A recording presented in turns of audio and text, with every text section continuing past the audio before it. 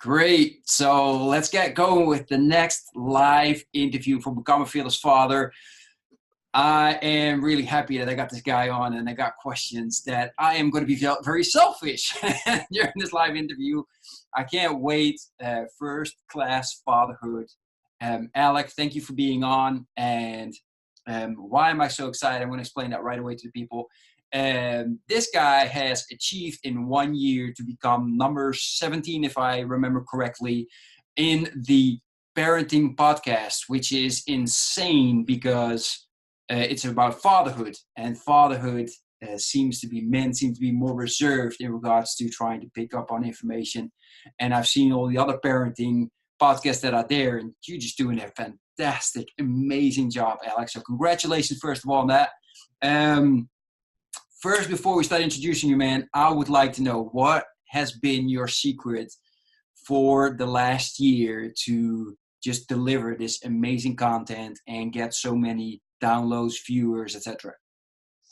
Yeah, and good morning, Klaas, and thank you for having me on here. This is pretty cool for me too. So, any chance I get an opportunity to share a message here about fatherhood, like you said, there's not many things out there for dads, and that's the number one key that we're seeing. I think, at least over here in the United States, there's definitely a fatherless problem that we're facing here, and it's important to have not just, like I said, my message, but to have these great people that I've had on the show, when they come on and they deliver their message about what fatherhood has meant to them, it really speaks volumes to a lot of people out there. But a lot of people do ask me, how do I get, what's the secret to getting all the guests that I've been able to get in such a short period of time?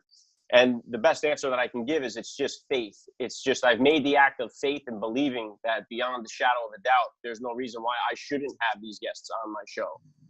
So it's the way I look at it. And I really believe that if you change the way you look at things, the things you look at will begin to change. And I've done that, and I've committed to that act of faith. And I've had, quite a few number of, sometimes the guests that agree to come on really blow my mind. So it's been an amazing ride, and it just hit in the 1 year mark this week. So it's been a great ride. Nice. That's amazing. So just for the people to know that never or have not yet listened to your podcast, I haven't seen yet, what have been some of the greatest or most well-known fathers out there that you have the pleasure to have on your podcast? Well, after 1 year, I'm 155 episodes in, and I would say one of the big ones that started it for me was Dean Cain. He played Superman in Lois and Clark. He's pretty well known. He was on quite a few movies, but he came on the podcast. He has a son, and he spoke very well about fatherhood, and he promoted it on his social media, and that really helped the podcast start to grow. And it really accelerated from that point. But I've had, I think the biggest name that I've had on is Deion Sanders, the Hall of Fame defensive back that's got Super Bowl rings. I've had 5 other Hall of Famers on. Kurt Warner has been on the show, Andre Reed, several of the NFL guys I've had on, and I try to spread it out as best as I can to everybody and get the perspective of fatherhood from all different aspects of life. So, I mean, from the NFL, those are probably the biggest names. I've had other NFL guys on. Most recently, I've had Steve Weatherford, who was the punter for the Giants. He's got a Super Bowl ring, A.J. Hawk. But then I had the entrepreneurs on the show, some of the big names like Ed Milet, Bedros Keuilian, and guys like that. And then I've had the Navy SEALs. I have a personal, I would say, real admiration for the Navy SEALs, that just they have incredible mindsets. So I've had about 20-something of them on the show. Everybody, including Rob O'Neill, the guy that killed Osama bin Laden, the lone survivor, Marcus Luttrell, a guy with a very popular podcast, Mike Ritland. So I usually try to have them on Fridays so I can stay with the hashtags on Twitter and Instagram for Frogman Friday. So I've had those guys on. I've had best-selling authors, Brad Meltzer. I mean, I've had just about, I've spread it around to so many. And then one of the highlights for me this year was I got the credentials approved for the Super Bowl. So I was down in Atlanta for Super Bowl Media Day, and I had an opportunity to interview Tom Brady about fatherhood, and Julian Edelman, who won the MVP of the Super Bowl, and Bill Belichick, and some of the Rams players. So, I mean, it was really a great experience for me. It was a learning experience. I learned a lot throughout this whole process, but that was one of the highlights of the year for sure. Nice. That sounds amazing journey for just 1 year, because in a year, that's just mind blowing. And you mentioned like faith was very important to you. But what I'm wondering is like, how did you approach these guys to come onto your show? Like, is there something special that you do, or how do you have that set up? Well, the big secret that it gives in the Bible on how to do all this stuff is a pretty simple. It says, ask. And ask and you shall receive. So really what I do is ask. I just go on where would you find these guys? You'd find them on Twitter, you'd find them on Instagram, you'd find them on Facebook. And I send private messages, or I'll reply to a tweet that they have out there, and I'll try to mention my show and ask them if they'd be interested in coming on, stuff like that. Different ways to approach. Some guests I've gone through their wife to try to get to the guest, because they have a smaller following and a better chance of reading their DMs. I think we're all, hunting down, top name guests, because we want the exposure for our show, because it's important. The bigger following they have, the more exposure. So I think we're all after the same thing. I think it's just, in trying to perfect the approach. And I got a ratio going, and I really just trust in the ratio. It's basically for every 10 guys that I'll reach out to, 5 will never get back to me.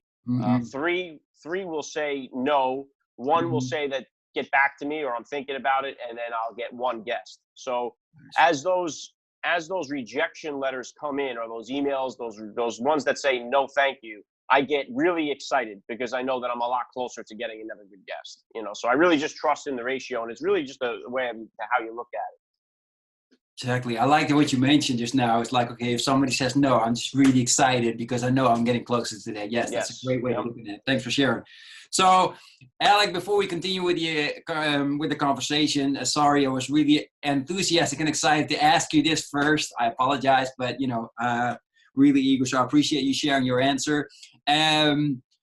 Tell us a little bit about your background, man. What are you about? How many kids do you have? How long you married? And of course, what made you create First Class Fatherhood?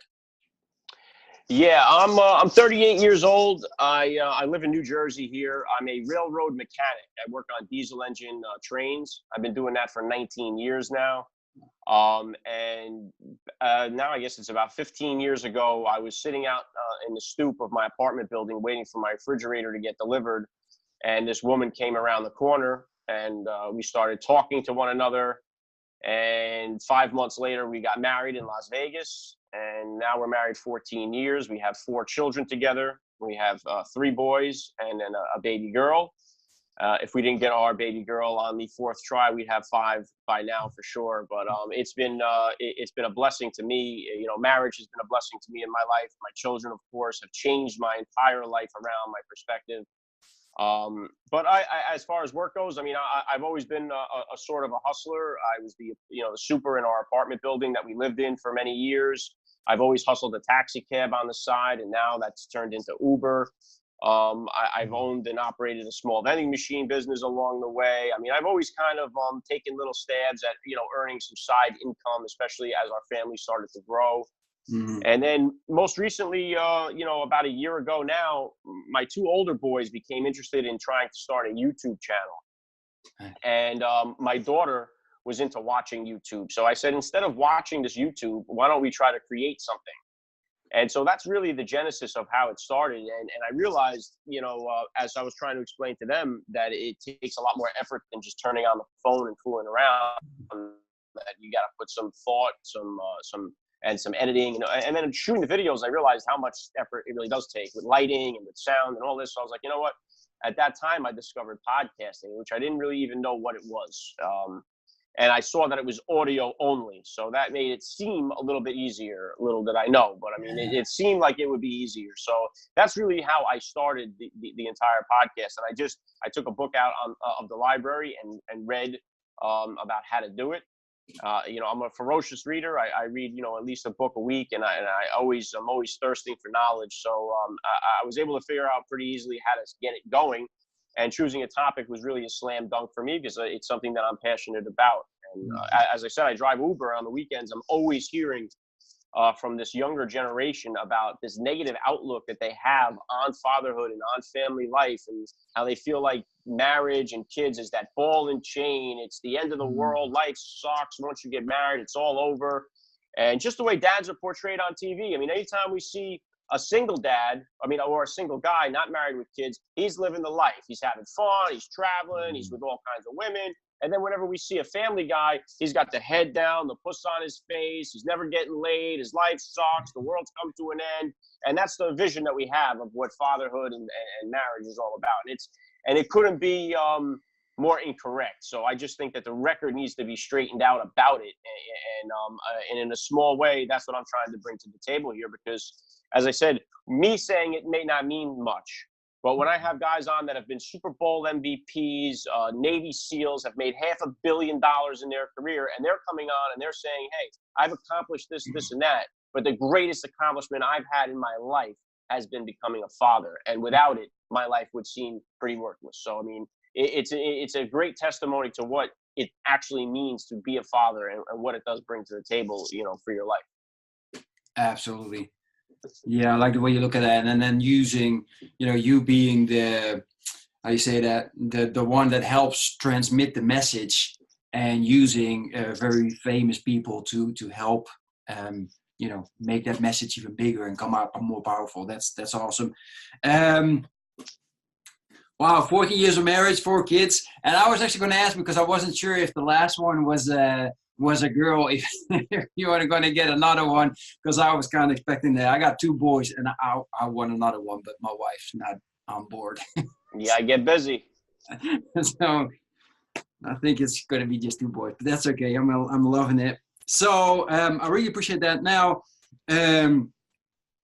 in that regard, you mentioned podcasting, and you mentioned, like, I thought it was really easy, in comparison to go vlogging on YouTube. What have been some of the difficulties that you've come across that now that you can share for other people that are thinking about, hey, I want a podcast, that could help them move faster forward? Yeah, well, I don't know about moving faster. I mean, that's one of the things. It's the time. It's the investment of time that you really have to put into it. And I really, where I still struggle, but struggled majorly early on, was my balance of, because I was never a person that had a social media account at all. I didn't have a Facebook account. I didn't have an Instagram account or any of these things. So I tried to really get up to speed fast on it, but you're spending a lot of time on the phone. I do everything from my iPhone. I don't use any other equipment.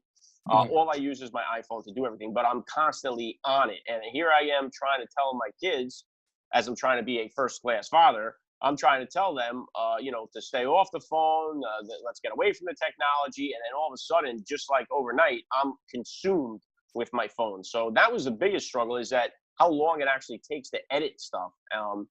So I'm trying to get definitely better at the entire process and schedule my time around it a lot better. But as it's been growing, trying to answer emails, respond to DMs, connect with different people, it's I don't want to say a lot. It's fun. I don't want to say that it's not, but there's a lot to cover for one person to do it all. So I've been struggling with that, of course, with my other commitments, with work, with family, with coaching, with everything else. So I'm definitely trying to find a better way to dedicate more quality time with the podcast and focus directly with my family, because I think a lot of us struggle with that when we're working, we're thinking about our family. When we're with our family, we're thinking about working. So I think I'm just trying to get my focus better equipped this year as I try to scale up everything with the podcast. Exactly. Yeah, you hit the nail on the head there. It's absolutely one of the biggest questions that I get every single time from dadpreneurs. Is like, yeah, it's great being a dadpreneur. I want to make that big impact on people's lives. But at the same time, you want to make a big impact in your family. It's like, how do I balance everything? How do I manage my time correctly? So, everybody benefits. And especially the danger is that we put a lot of stress on ourselves as well, right? We want to balance everything, and we can't do everything at the same time. So that said, man, I'm wondering, because you mentioned, like, you're trying to really balance. What have you, like, because I'm sure that the fathers that you've interviewed are struggling with the same thing. What are some of the biggest tips that you've gotten out of the humongous amount of interviews that you've done so far? Yeah, I think the biggest thing is that the whole idea of equal time is I want to say like a false shadow in a sense, or I'm not saying that right, but like it doesn't exist, this equal time. You're never going to be able to give equal time to everything that you do. It's more about making the time that you have count and being fully 100% present. A few of the dads would say, like, they'll try to give a half hour each day to, if they have a certain amount of kids, this kid gets a half hour, that kid gets a half hour, but to be fully present in the time is what matters more than just separating, say, oh, I'm going to do an hour of podcast and an hour of family. If you're not fully present in either one, it's just as good as having no time there at all. So really, with most of the dads that I talk to, like high level performance athletes and top tier military operators, it's the same thing. It all comes down to your ability to focus on what's in front of you and stay present right now. I think a lot of us fall into this trap of being brought back by the past and then getting lost into the future. And we don't spend that time right now in the present with what I'm doing, with this conversation that I'm having with you right now. This is where my focus needs to be. So that's a lot of the same message over and over again. But I mean, there's been countless tips with all the dads. They all have different ways of handling different stuff, and it's been amazing for me. It's been such a learning experience to get a chance to hear how some of these guys parent their children. It's been it's really been an honor to speak with so many of them about it. Absolutely, yeah. I gotta say I share that as well. Sometimes I have a feeling I learn more than my audience does in a call like this, which reminds me, make sure you got pen and paper, people, and writing stuff down that you find interesting and find worthwhile to write down and implement in your lives. I mean, I can't stress this enough. It's nice that you share an hour with us and you listen, but make sure the most important thing that you take the things that you can use and take action.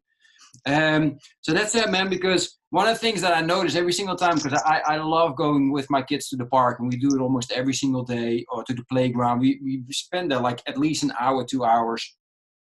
And one of the things I've noticed is that one, there hardly are any fathers, right? And two, all mothers and fathers that are around sitting in the benches, they're all sitting and they're on their phone, right? Which is absolutely not what you just mentioned. Like, you really got to try and be present and focused when you're with your kids or when you're with your wife.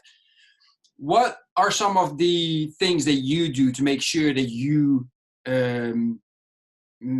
are as present and focused when you are, like what you just mentioned, either here on this call or with your kids or with one of the kids or with your wife? Yeah, and I think the key to that is really turning the technology off or leaving it in the car. I mean, that seems to be the easiest way to disconnect from it. And I actually did an interview with an actor named Brady Smith. He's married to Tiffany Amber Thiessen, who's a big actress, and they're coming out with a book this month that's called "You're Missing It." And the reason why they came up with that book was he was in the playground pushing the kid on the swing while he's scrolling through his Instagram feed, and she was saying, "Hey, put it away. You're missing it." And I think we're all struggling with this. The technology has come up so quickly, and none of us grew up with it, so we don't have a basic understanding of what it's like for children to be growing up with this technology. And for us, it can be so consuming. There's so much to do on it. It controls most of our life, between emails and work, recreational stuff on there, through these social media accounts and advertising things that we're involved in. And don't forget, there are a lot of people that are getting paid a lot of money to make sure that you stay connected to that phone. I mean, these are smart people. They know exactly what they're doing. So they're designing these things.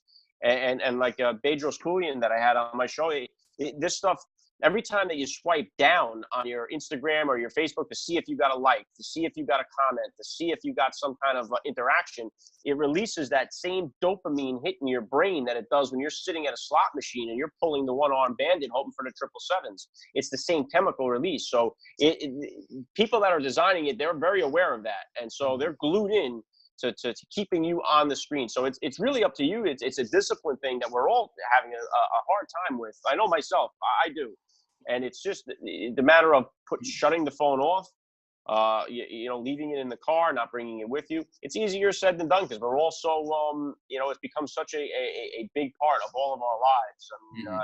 there's no easy fix for it because we all need to be tuned into it every day. So I think the best that we could do is when we have a certain thing scheduled is to turn the phone off, put it in airplane mode or whatever it may be, just to shut it off and get it out of the way. If you eliminate it, then it's not a concern. But if it's on you and it's on and it vibrates, you're going to pull it out of your pocket to look at it. And the minute you do that, you disconnect because now your focus becomes on the message or on the alert or on Mhm. whatever it may be. So you're trying to figure out a way um, to incorporate it or to use it to your benefit. Like one guy that I had on, Ed Milet, he said with his phone, what he does with his kids is that because kids look at their phone just like we do. We look at it maybe like I think the average is like 150 times a day, something like that you look at your phone. So what he does with his kids is he has his kids write his goals and he puts that as the screensaver on their phone. This way, Mhm. they're looking at their goals 150 times a day and thousands of times a week, hundreds of thousands of times throughout the year. He puts their goals on the front of their phone, whatever they may be. Whether it's a number of exercise routine, number of sit-ups, push-ups, or whatever it may be, whatever your goals are, put them on the front of your phone as your screensaver. This way, at least you're subconsciously looking at it hundreds of times throughout the day. So that was a good tip that I had got from him. But it's trying to use this stuff for your advantage. It's really trying to find ways to make the phone work for you and not just be a slave to the phone. And I think we're all scrambling to try to find better ways to do that, for ourselves and for our family. Yeah, absolutely. And you're right, it's so difficult. I mean, Facebook, I do a lot of Facebook, and before you know it, you see that one message, and that message always seems to just to want to check out the next message and the next one before you know you spend half an hour just scrolling and clicking like. Yeah, I absolutely agree with that. I like that screensaver idea. That's great. I appreciate you sharing that. That's something that's not just for the kids. That's even great for ourselves, Yeah, right? that's for all the dads too. Yeah, it's a great tip. I did incorporated that immediately into my routine with my phone. So Mm, yeah, absolutely. Yeah, so myself, because I'm talking about the fathers that are sitting there checking out their phones, right? So I'm not taking my phone to the park, but what do? I take a book. So then I start reading a book, and recently I started thinking, wait a minute, that's actually the same thing. I mean, I'm just as bad as they are, except that I am feeding my mind, in a positive way, but I'm still not being present and focused on my kids. So no more book either to the park.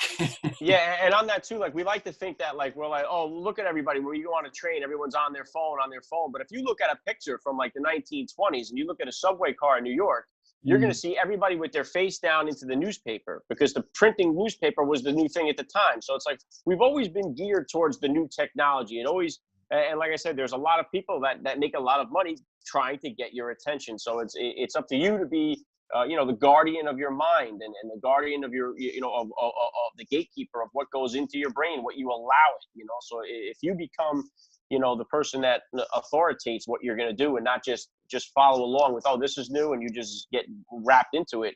You have to try to really, I mean, that's what a lot of those things are that you read. I mean, a lot of the stuff, it tells you, just be in control of what you're doing and be aware. hmm Yeah, awareness, exactly. And that's the word I was looking for. Thank you. Um, yeah, I appreciate that. So, in regards to, because you got 4 kids, you got, I think you're working every single day, and then you got your podcast as well. Um, and then 14 years of marriage. So that must be something that you're doing that makes sure that you spend enough time with your wife, connect, etc. What's important for you? How do you organize it that way, or what do you do to make sure that you stay connected and you stay growing together during, again, 14 years of marriage? That's just amazing.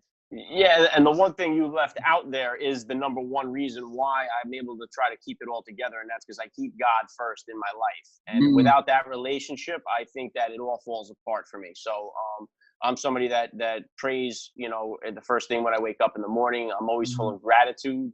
I'm very thankful for what I get and what I have.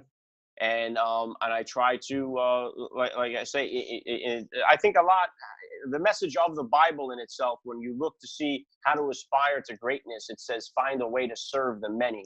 So I try more to be a servant to others than I am of myself. And when you put the focus on putting it out, it all seems to come back to you without you having to do much. So I think a lot of it is just keeping that relationship first and foremost in my life has been, the rock for me in being able to do everything that I've done as far as work, marriage, fatherhood, and podcasting, whatever it may be. As long as I have that relationship strong and healthy in my life, then I'm centered. The minute I start to drift away from that, things have a way of falling apart on me. So the first thing I need to do is get right back into.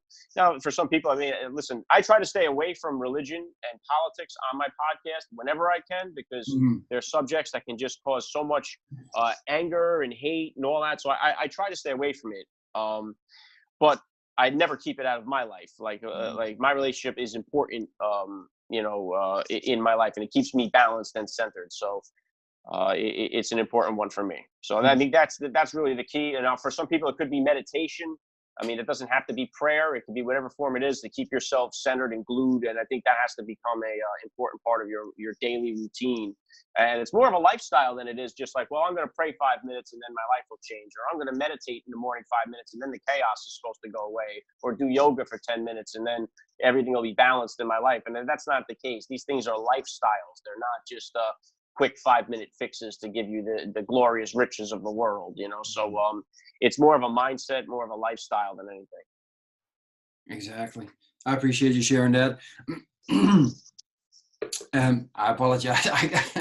People know I can't get rid of that throat.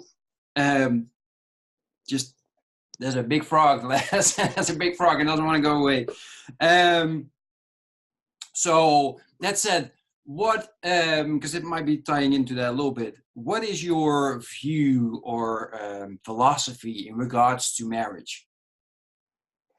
Communication and honesty. I mean, that's been the number one and number two things. I think for any relationship that you're going to have, the communication and honesty has to be there. And listen, we just went through one of the hardest years of our marriage. It was a difficult time. I talked about it on the podcast. There's so many challenges, to keeping your marriage healthy. I mean, I'm no expert on it. I'm learning as I go along with this whole thing. But I think the more honest I am, the more I communicate, the better it is. I think doing things together, talking about different approaches. What was the one book or the one thing is like doing the love language. That's like a test. That's a book that's out with the love language. You can take this little test and figure out which things you're looking for and which are important to you, which your spouse is looking for that's important to her. And I think it's more about worrying about the other person. If you keep the other person's happiness ahead of your own, I think that's the beginning of all of it. Giving is the beginning of receiving. And I think that staying honest, telling about your feelings if you're struggling, and not hiding it, not waiting for it to explode, and a month down the line, addressing things as they happen, and enjoying one another and enjoying life together. There's a lot of chances to do that, especially with children. So it's really just the basics, just honesty and communication. I think those two things, without them, I don't think any relationship succeeds. So, I mean, they're the glue really to hold anything together.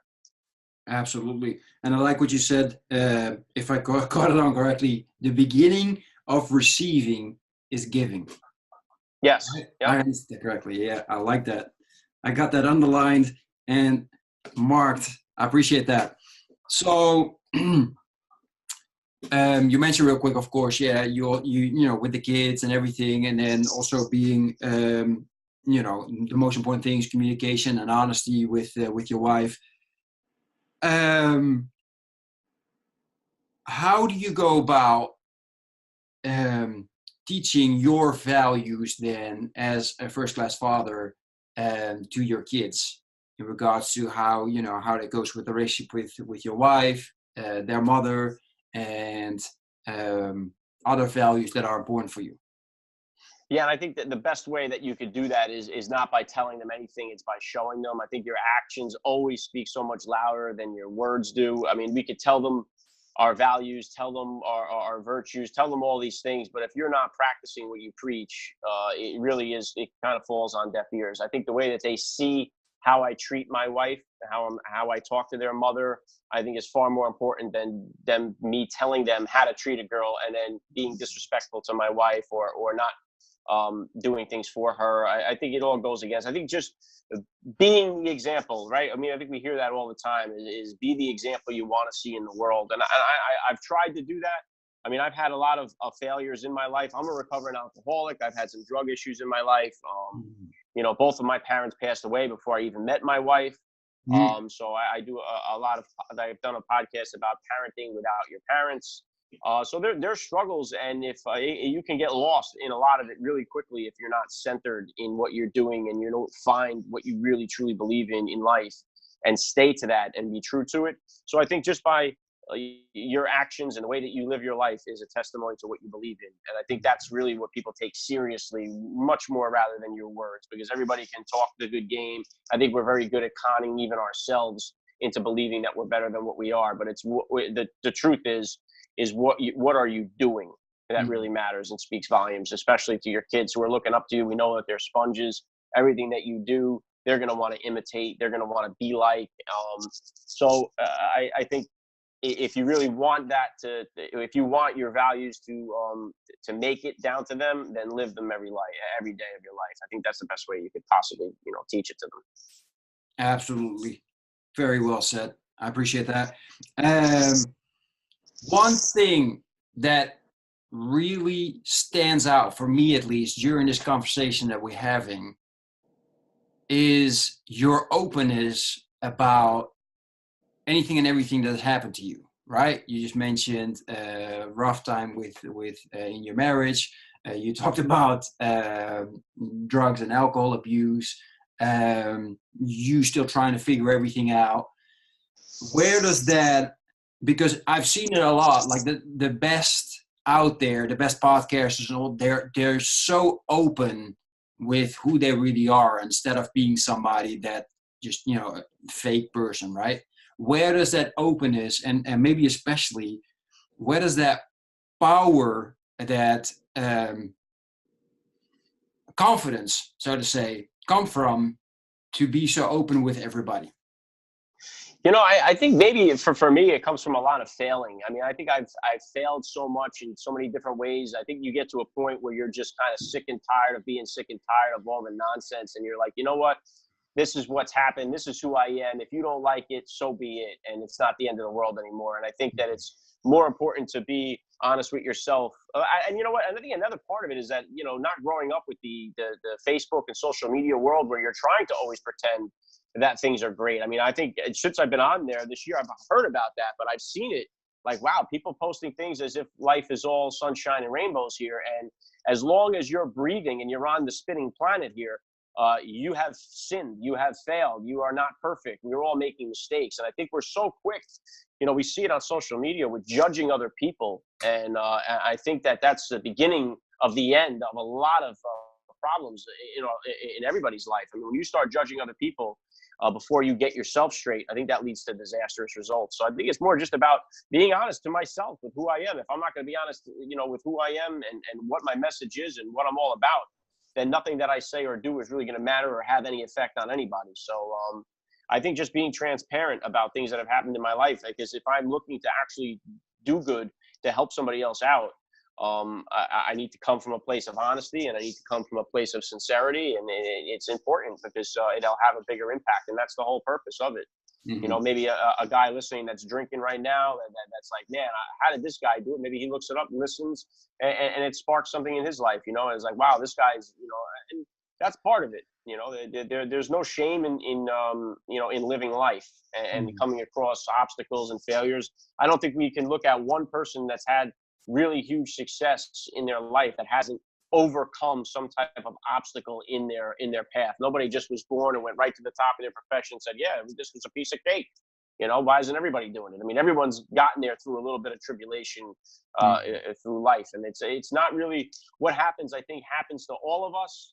It's really just your reaction and your response to the things that are happening. The bad times are going to come for all of us just because they have to. It's a part the polar opposite of everything that we see, in the world. There has to be good, but there has to be bad. So I mean, it depends on how you're able to keep your philosophy, keep your beliefs through those bad times, I think is what makes the difference between people that succeed and people that are stuck on the bottom. Because the minute we see things start to go downhill, we start with that, like David Goggins would say, you get that poopy pants mentality of, oh, why me? Why did this happen to me? And you start losing sight of the fact that, hey, this had to happen. Let me look for the rainbow in this. Let me look for the good that's about to come out of this. And I think, like I had said before, like when you start changing the way you look at it, what you're looking at will begin to change, So it's really just your perspective on how you look at it. We may look at certain things as a negative to somebody, but when in hindsight to that person, it's been a gold mine,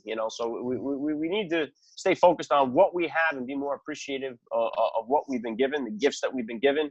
I mean, I talk about this. I teach CCD in school sometimes, and just to tell kids, like, listen, what did you do to deserve your eyesight, your hearing, your taste, your touch? There's people that are born without that. You did nothing to deserve it, so we need to be thankful for it, And it's like the minute we start to lose these things, we start to question, oh, why me? And we want to blame God and say, oh, this isn't fair. But how much time did we spend saying thank you for these things that we've been given? So it's just important, man. It's just about being thankful for all this opportunity, that we have, and for our family, for our friends, for our job, for all these things that we have. I think in this world we've started to take it all as if we deserve it, as if we've done something to deserve all this. Like, oh, it's not fair, and I think we're seeing it a lot with this generation here in the United States, and this entitlement. People thinking they have a right to things without earning them. So I think all of that, I think once you start straying away from your relationship, with God and being thankful for the things that you have, I think a lot of this stuff starts to fall apart. So. Yeah, absolutely. What I wanted to ask you, because you've mentioned gratitude a lot, right? And what I've seen is that once a person gets like an okay job and he lives in an okay life, I think that's the biggest danger zone, because you mentioned it's like, oh, we have our challenges, our structure, and sometimes it just comes a big one and then you overcome it. And then you finally wake up and you grow. However, I see so many, what I call zombie dads. They have the job and they just wake up really early. They go there. And what would you say to somebody like that? Because they think they got it all, right? Until all of a sudden it's like, okay, wow, my kids are out of the house and I've actually spent almost hardly any time with them. Sorry, yeah. Yeah, I was gonna say I think a lot of it comes to conformity. I think most of us conform to the way society says everything is supposed to be done. We go to grammar school, high school, college, job, retire, die. I mean, I think that's the game plan that we've been sold. And I think at a certain point you realize, well, wait a minute, I don't have to do this. You have the opportunity to to take the pen and write your own story. You have the opportunity, like, I think like Oprah says, like she refers to the Wizard of Oz, like you're wearing the ruby slippers, you're wearing them. You have the power is in you to do whatever it is that you choose. And I think a lot of times we get lost chasing money. I think we value it more than we value other things in our life. And I think when you're working a job specifically for money, most of the times you're unhappy because you're doing things you don't want to do. So I think a big part of it, I think the big gain here is that, you could become more, in life, you can get more out of life because you can become more than what you are. And then on the opposite side of that is, unless you change who you are, you're always going to have what you got. So I think there once you realize the possibilities are endless and you start to believe in that, it starts to change everything. I think once you start to truly believe, like, wait a minute, there's other possibilities here. I don't have to be this, we're not, like Jim Rohn would say, we're the only species on the planet that has the ability to change the destination of their life. I mean, a bird has to fly south every winter. It's not like next year you can say, well, maybe I'll go west. He has to go south, but we don't have to go in any certain direction. We can change the direction of our life anytime that we choose. So we have all that power to do that. It's just, I think we see other society doing? We look around, what is this guy doing? What is that guy doing? Let me do that. And we get into that comfort zone. That's why so many of these Navy SEALs that I interview, they say you got to get comfortable being uncomfortable so you can kind of break that mold. And once you do that, you look back, you're like, wow, I can't believe I was one of those guys. And it takes a lot to separate from that, because once it becomes a part of your routine and in your mind, it's so embedded in you that it's hard to break away from it. And the longer you let that go, the harder it is to break away from. So it's just about doing things that challenge you, doing things that make you uncomfortable, trying new things, and just faith and belief that the possibilities are there for you and they exist. Exactly. So that makes me want to ask, what are some of the things that you do to get out of your comfort zone? Well, like I said, I spend a lot of time in prayer, meditation, and stuff like that. But I'm willing to, even if it's something as simple as trying new foods, just to get out of something that's uncomfortable or to make you comfortable. Public speaking is a great way to come out of your comfort zone. Being a class parent that I'm doing this year with my daughter's class, coaching your kids' team. Doing just things that put you out there, that you may sort of think that, well, I would never do that. I'm not a guy who would ever do that. That's the thing you need to do. So, like I have, like one of my goals this year is to do an open mic stand-up comedy routine, because it would challenge me and it would make me uncomfortable. So it's something that I want to try to do. And it's not a matter of whether or not I'm good at it or not. It's a matter of just putting myself up there and opening myself up for the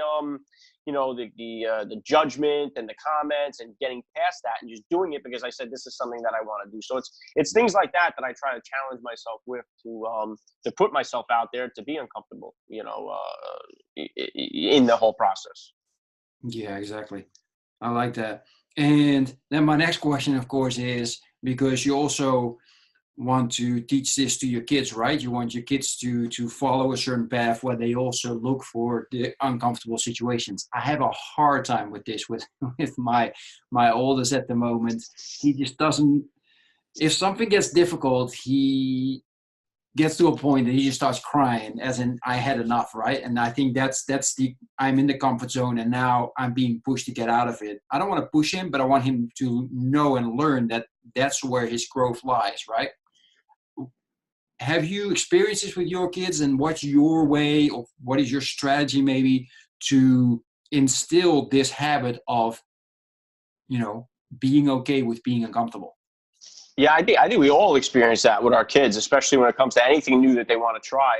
And what I try to do is just relate it to something that they've accomplished and conquered already. And I think for most kids, that's like riding a bike, or that's like tying their shoes. It's like the 4 stages of the brain is that you don't know that you don't know. So at first, you don't even know that you don't know how to ride a bike. You never even knew that before. Now you see this bike. Now you're aware. Now you know you don't know how to ride that bike. And then the 3rd stage of that is trying to ride the bike through repetition and repetition. And then the 4th stage of it is that you don't even know that you know how to do it.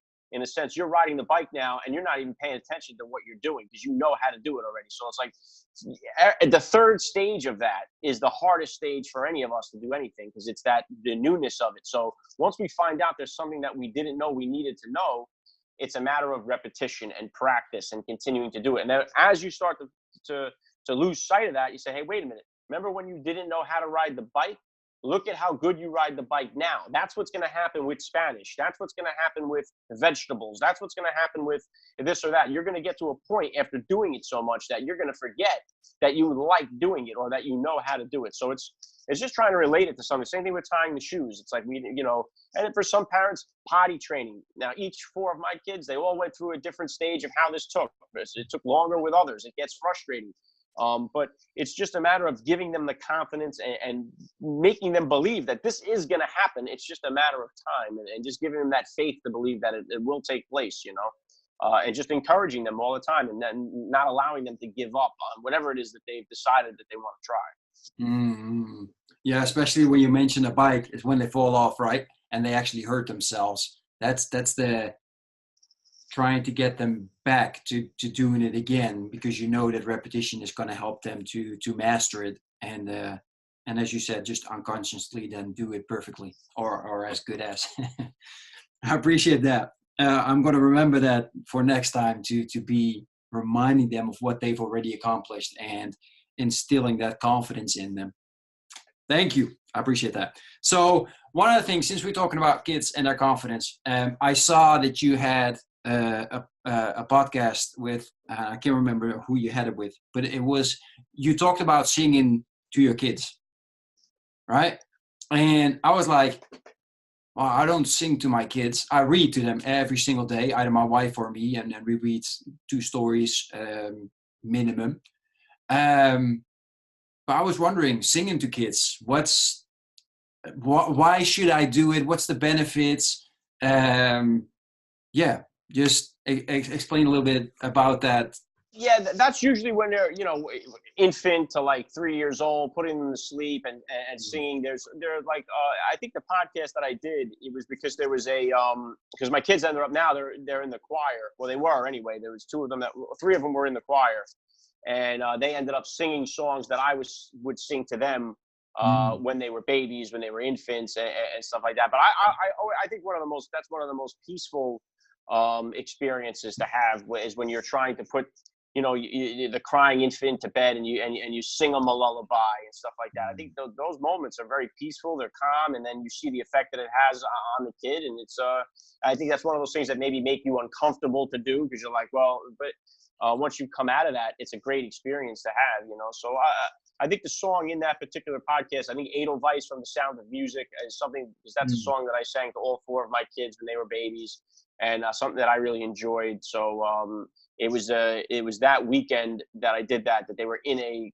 concert with an Irish tenor who sings at Carnegie Hall. He came to the church and he was doing a concert, and they were singing in the choir with him, and they sang the song Edelweiss. So it really hit me like, wow, look, now they're older, they're singing in this thing, and it's the same song that I sung to them when they were babies. So that was really the point of that. But yeah, I think that's a great experience to have for any father with their newborn, especially.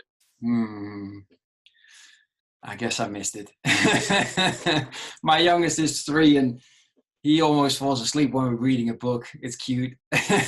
So, and actually, they're really good sleepers. So we're very happy with that. Until a certain point, middle of the night, and they wake up and they join us in the bed every single night. Same thing. So, talking about kids, just doing things that they want to do, right, and interrupting you when you're doing something else. Like, for example, I'm sure this has happened to you. You're focused, you're completely in your podcast and you're editing, et cetera, and then one of your kids comes in and they want attention for whatever reason, right? In the beginning, I got very impatient. It's like, because you're so focused, you want this. I'm just wondering what's your experience with that, and especially what have you done to make sure that you don't respond in a certain way, a negative way towards your kids? Yeah, I think anybody that's doing this stuff has come across this, especially there's 6 of us in the house here. I do all my podcasting in the closet in my bedroom there, and there's always noise going on. So it's more about picking the proper time to do all this stuff. I schedule my interviews when the kids I know are going to be at school or my wife is going to be out of the house. So I try to schedule things better. And yeah, I've definitely gotten short temper with them, because especially when I'm right in the middle of a piece and I've got it going good, and then they open the door and come in, and it's just reminding myself that they don't know any better. I have to make sure that they know, hey, listen, Daddy's going to be doing this, and try to give them an incentive to, hey, as soon as I'm done with this, we're going to either watch this show, or as soon as I'm done with this, we're going to go take a walk and go get some ice cream, and try to give them some incentive on the back end of it. And just, I've gotten better at picking my times to do this stuff. I mean, sometimes one of the best things about this is that I've been able to pick the time that I want to do it. So I try to schedule everything when either they're not going to be in the house, or when they're sleeping. Now, that's usually the 2 times that I'll do most of my podcasting stuff, is during their school time, or after, like, late at night when they're sleeping. So I mean, yeah, and being short-tempered, I mean, that's something we all, I think, need, have to focus more on, being aware of, why we're being so angry, and it's the temper and everything else like that. So that's just a normal part of experience. I think that just from doing it so much, you realize yelling at them isn't going to merely change it. It's changing what you're doing will actually make a difference. So yeah, Absolutely. And sometimes we just, it is what it is, right? I mean, and now, Yeah, there's no solution for that there. Yeah, there's nothing I could say that you're never going to yell at your kids again because of it, So I don't have that type of answer for you. no, not exactly. There's no magic pill. Fathers out No. there, sorry. What has helped me though, and I'm sure it has helped you as well, because you just mentioned like in the morning you get up and you pray or you meditate, and that has helped me. Like it made me more and more calm. Like I'm a very impatient person, very just high energy, and that has helped me a lot. And besides, also has helped me is just find out what's most important to me, and that's my kids. So now I had interviews. Sometimes I just nobody can in another day than just Sunday, right when the kids are home, right?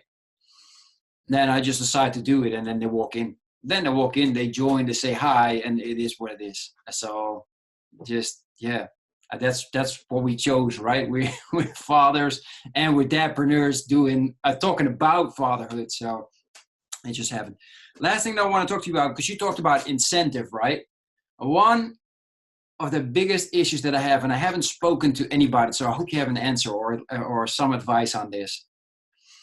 At night, the kids get more, and the more closer they get to going to bed, the more energetic and crazy they get, right? And for some reason, the more tired they get, the more crazy they go. And you're trying to get them ready, brush their teeth, etc., and they just won't listen. So what do? We punish them by taking away bedtime story because they love when we read them a bedtime story. However, reading a bedtime story is good for everybody, right? So it's like we punish you by taking away something that's actually really important to you. So I'm just wondering, what is one of the better ways to discipline or yeah, I don't like the word punishing, but discipline or correct the behavior without taking something away that they love to do, but it's also really good for them. You know what I mean? Yeah, that's a struggle for a lot of dads, and especially at bedtime. And like you said, it's funny how at night they get more energy and they don't want to go to sleep, and then in the morning when it's time for school, they don't want to get out of bed. They have the complete opposite. It's like, well, why couldn't you feel this way last night when it was time to go to bed? But especially with my three boys, we have enough. The house that we live in, there's plenty of room for them to each have their own bedroom. Yet all three of my boys, they're in the same room. They stay together. We're going to separate. We're just about to have a teenager next month. My oldest will be 13, so we're going to put him in his own room there and kind of separate him a bit. But yeah, and what I try to do too is I remember what it was like for me being their age with my brother at night, going to bed, horsing around, talking and stuff like that. And I remember what it was like, and I try to make that a primary thing in my mind and say, hey, I remember being that way too. And I think trying to give them more things to do during the day to tire them out, especially when it's sports season. Two of my kids were wrestling. Now two are doing track. So the more active they can stay to tire them out, the better. But I think rather than taking things away, maybe, adding things seems to work a little bit better. Like when you give them the incentive that they're going to get this by behaving. And we've done that with my 8-year-old, especially in school. My wife came up with a great idea because we were getting every day, usually I ask his teacher like a thumbs up or a thumbs down. How was his behavior today? And we were getting, thumbs down. He was getting himself in trouble quite often.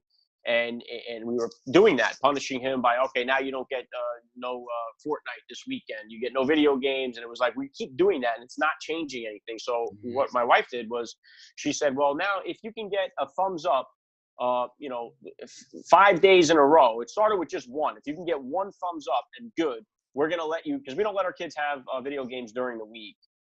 So she said, if you get the thumbs up, we're going to give you, a half hour of video games that day, right away. So you're not saying, it's going to be down the line. You're going to get the reward today if you do it. So that started him turning it around where he was good during that day to get the 30 minutes of it. Then it became, well, if you can do it now for 5 days in a row, you're going to get to go to the movies with mom.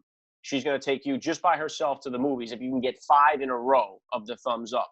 And then now we've been on, yesterday, of course, as we're doing this interview, he got a thumbs down, but it was his first one in like about, 14 days. He got, he's been getting, his behavior has improved a lot just from adding those type of incentives that they're going to get, the goodie at the end result, rather than taking away.